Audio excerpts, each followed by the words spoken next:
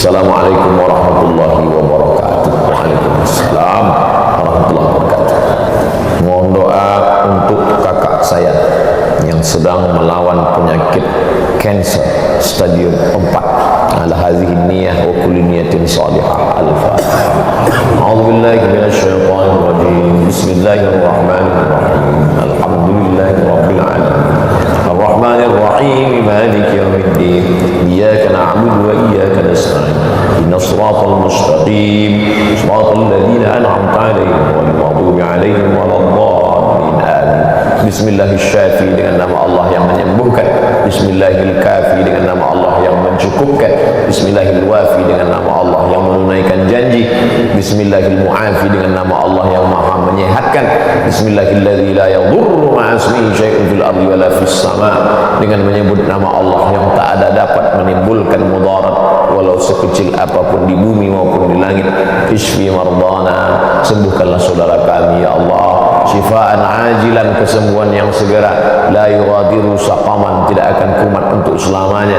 Waj'alhu minas sabirin, jadikan saudara kami yang sedang kau uji dengan penyakit itu orang-orang yang sabar ya Allah.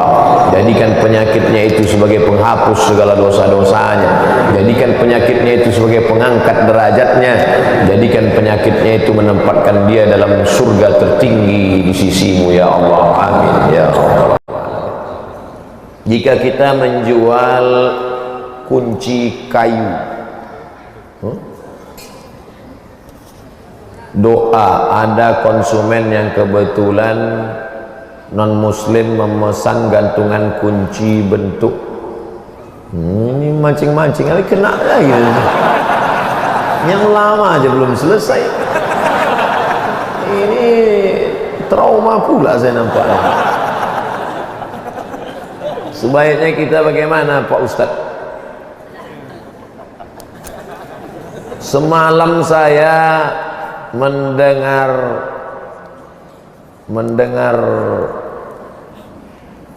Ustadz Salim Afillah baca buku. Dia meriwayatkannya ke saya. Kata beliau, Kiai, lupa saya namanya, Kiai Fulan, mengeluarkan fatwa makruh hukumnya melihat tiang listrik. Itu saya tak berani saya ngomong, maka saya nisbatkan ke Ustaz Salim, makruh hukumnya menengok tiang listrik yang berbentuk salib, kata beliau, karena dikhawatirkan hati goncang. Aduh, bukan kata saya ini, tanya Ustaz Salim. Apalagi sengaja membuat, carilah kerja halal, banyak kerja halal lagi. Buat kosen pintu, membuat tasbih, membuat kaligrafi, membuat, ini dari kayu semua, dari meja kayu. Ustadz, kalau misalkan ada khotib sholat Jumat yang waktu khutbah salah satu dari 5 rukun khutbah itu ada yang lewat, apakah kita makmum sholat Jumat itu ngasih tahu? Ya, antum yang sedang itu khotib di atas mimbar kasih tahu, Pak khotib itu lupa sholawat tadi. Apakah batal khutbah Jumat? Tapi katanya idza sa'idal khatibu 'alal mimbar, kalau khatib sudah naik mimbar, fala yatakallamanna ahadukum, janganlah kamu bicara. Wa may yatakallam faqad lagha, siapa yang bicara maka sia-sia. Wa man lagha fala jum'atalah, siapa yang sia-sia maka tiada Jumatlah baginya. Bagaimana itu Pak Ustaz? Coba tengok hadis lain. Ketika Nabi sedang khutbah, tiba-tiba ada seorang laki-laki di pintu masjid Nabawi mengatakan, halakatil amwal, onta kami sudah mati, korma kami sudah kering, hancur kampung halaman kami, berdoalah ya Rasulullah. Nabi tak marah, Nabi tak katakan, diam-diam. Langsung Nabi mengangkat tangan, itulah istisqa, minta hujan saat dalam khutbah Jumat. Artinya jamaah boleh bicara kepada khatib, maka dia sampaikan. Rukun khutbah itu 5, bukan banyak. Alhamdulillah, wassalatu wassalamu ala rasulillah. Allahumma salli ala sayyidina Muhammad wa ala ali Muhammad. Ya ayyuhalladzina amanu taqullaha haqqa tuqatih, usikum wa nafsi bi taqwallah. Allahumma firlil muslimina wal muslimat. Cuma 5 saja. Alhamdulillah, solawat, ayat, wasiat takwa, doa, cukup. Laki-laki yang ada di sini semua wajib menghafal rukun khutbah dan mengingatnya ini. Mana tahu nanti antum dalam suatu daerah anak-anak muda KKN sampai di situ pengumuman dari masjid, hari ini kita tidak ada sholat Jumat karena khotibnya baru meninggal. Antum harus naik ke atas, naik antum ke atas, antum baca alhamdulillah wassalatu wassalamu ala rasulillah ya ayyuhalladzina amanu taqullaha haqqa tuqatih usikum wa nafsi bitaqwallah. Udah duduk antum, habis itu naik lagi ke atas alhamdulillah wassalatu wassalamu ala rasulillah Allahumma salli ala sayyidina Muhammad ya ayyuhalladzina amanu taqullaha usikum wa nafsi bitaqwallah Allahumma firlil muslimina wal muslimat innallaha ya'muru bil. Kalau nggak hafal udah diam, udah turun, selesai sholat Jumat. Habis sholat Jumat semua komplain, pendek kali khutbahnya katanya. Syukur aku bisa, kalian tak bisa lagi. Penting 5 rukun sudah tercapai. Bahkan di beberapa daerah yang khutbah Jumatnya mesti pakai bahasa Arab, itu khutbahnya pendek aja, tapi justru sebelum sholat Jumat itu diisi dengan tausiah. Seperti di Pariaman, Sumatera Barat, yang masih mewajibkan khutbah pakai bahasa Arab. Di beberapa tempat di Pulau Jawa, justru sebelum sholat itu panjang tausiah agak 1 jam, nanti khutbah pendek saja, sholat ayatnya panjang. Nah, ini tentang masalah rukun pada khutbah Jumat menurut mazhab Syafi'i.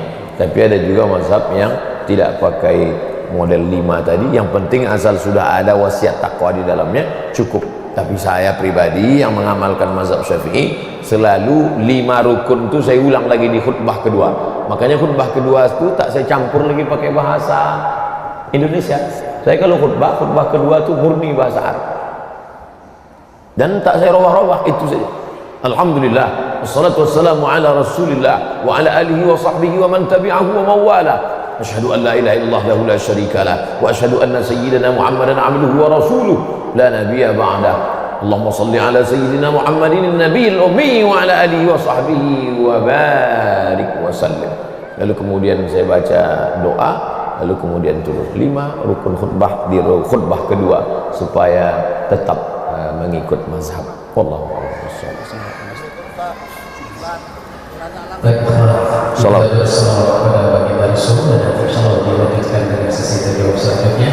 Dan kita siapkan tempat terbaik insyaallah di antara jalan kita menawarkan Allah Subhanahu wa taala dari dilaksanakan. Ya Nabi salam alaika, ya Rasul salam alaika, ya Habib salam alaika, salawatullah alaika,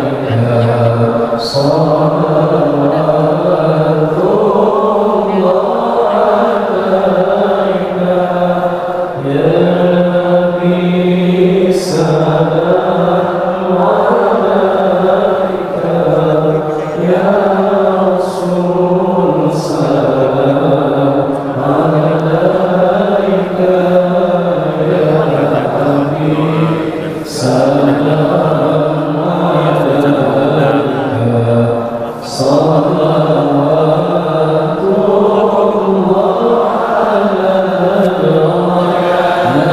Nabi salam alaika, ya Rasul salam alaika, ya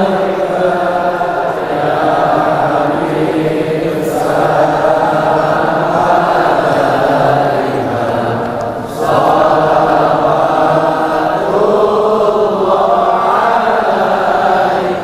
salam alaika, Assalamualaikum warahmatullahi wabarakatuh. Bagaimana cara menghafal cepat mutqin? Tentu lain tempat, lain ustadz, lain metode yang dipakai.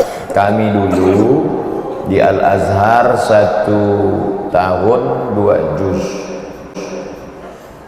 tahun 2 juz, tahun 3 2 juz, tahun 4 2 juz. Pertama dihafal sebelum subuh karena kepala kita masih kosong, memorinya masih kuat. 1 halaman, hafal 1 halaman. Setelah hafal diulang-ulang dalam sholat sunat, qabliyah subuh, qabliyah zuhur, sholat zuhur, qabliyah ba'diyah zuhur, qabliyah asar, sholat asar, qabliyah maghrib, ba'diyah maghrib, qabliyah isya, ba'diyah isya. Kemudian diulang lagi, ditulis. Innallaha la yastahi an yadriba mathalan ma ba'udatan fama fawqaha. Karena metode menulis itu menguatkan. Tulis tumban. Dihafal sebelum subuh, terhunjam dia di kepala, diulang. Karena kepala kita ini sama seperti 1 kali baca titik, titik, titik, 2 kali baca titik, titik, titik, 3 kali baca garis, garis, garis, 4 kali baca garis agak panjang, 5 kali baca garis menyatu, 5 kali garis tipis, 6 kali garis tebal. Kuat dia waktu sebelum subuh itu di kepala. Diulang-ulang dalam sholat dengan pertolongan Allah, doa para malaikat, dibantu dengan tulis. Tapi dia bisa juga hilang. Syakautu ila waqi'in su'a hifzi. Aku melapor kepada Imam Waqi' tentang hafalanku yang kacau. Fa arsyadani ila tarkil ma'asi. Dia pesankan padaku tinggalkan perbuatan maksiat. Di annal ilma nurun, karena ilmu itu cahaya. Wa nurullahi la yuhda lil 'asi. Cahaya tak akan diberikan pada perbuatan orang pelaku maksiat. Oleh sebab itu jauhi perbuatan maksiat.